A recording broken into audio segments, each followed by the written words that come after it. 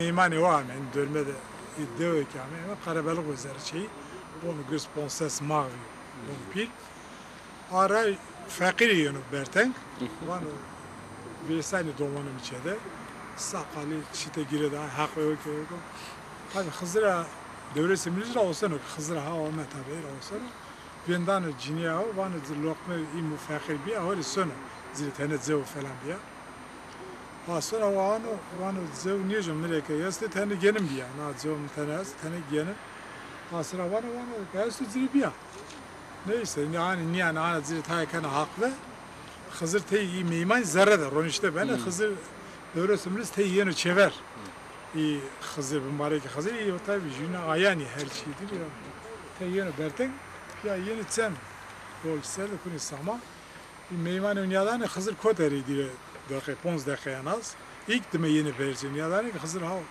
Hızır devresi mi rica etsem serde ki kinze sıpı perde pay kefe geolog çare uyuştu sama serse böyle ilk berveni ibadet kene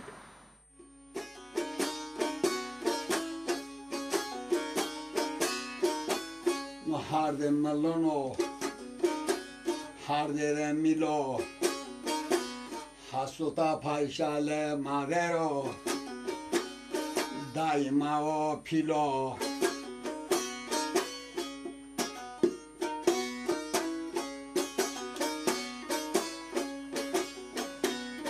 az vere vaji hak mare burusuna dermanu ilaji Hak mare burusna azamare dermanu ilaji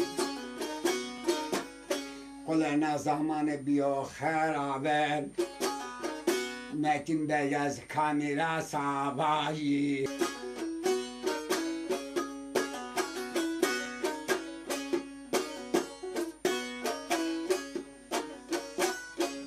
Kemer düzgün yerinde şeno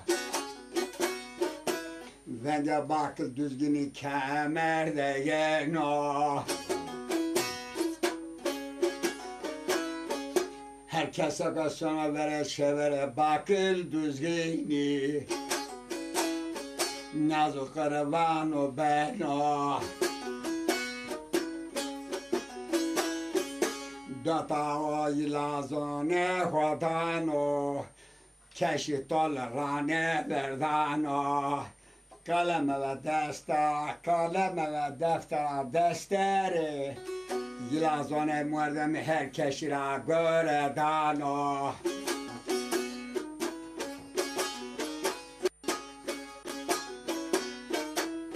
گاله چتانو سر گالی پیده کبرا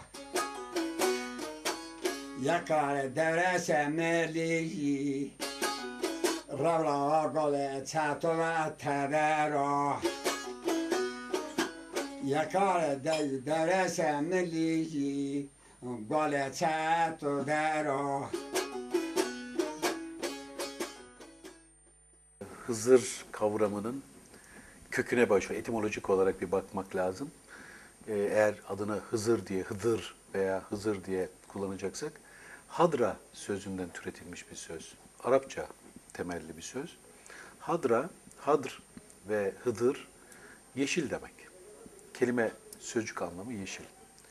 Ama ilgi çekicidir. Dinlerin içinde özellikle Orta Doğu'daki yani Yahudi, Hristiyan ve Müslümanlık aşamalarındaki aynı gelenek içindeki dinde, tek bir din gibi bakacak olursak, Hıdır'ın çok özel bir şeyi var, kavramsal yeri var. Tabii Kevser'i suyu valla. Ava Kevser'i. Sultan Süleyman da vardı ki, bir başıma bir fetelime, Kevser suyu büyünme. Yani bu mu? Başka mana mı? O da Sultan Süleyman şey peteli böyle kovra, böyle kuvvete yine var, Sultan Süleyman paşu hevra, bamari nerede Kevser suyu bozda, kenara. Ama halise nişte olsa o, şu ostura o vardı, eğun vardı, ya Sultan Süleyman kalk su iç, ama Sultan Süleyman orada böyle güzel. Sultan Süleyman'cı bakaymenleri, sediri bir güzel. Bizim bildiğimiz Anadolu geleneğinde bildiğimiz Ali, o da yüce kavramıdır. Göğe ağmak, yücelmek. Ali hayattır. Hayatın kendisi Ali'dir. Hayder'dir. Hayder, hay yaşam demek. Der, dar, ev demek. Yaşam evi demek. Yaşam evi yeşille, Hızır'la oluşmuştur ve o Hayder'dir aynı zamanda. Yüce olanın mekanıdır. Ve o tür ziyaretler, suların kutsandığı, ağacın, doğanın, tabiatın ki vahdeti vücut daha sonra felsefe olarak vahdeti vücut yani varlıkların birliği ifadesi Şamanlarda da Kızılderili kültüründe de var. Yani Hızır öyküsünü orada Hızır diye söylememesine rağmen, kullanmamasına rağmen doğayla kardeş olduğunu söylemek Hızır'a yoldaş olmak demek. Doğayla kardeş olmayan Hızır'a yoldaş değil.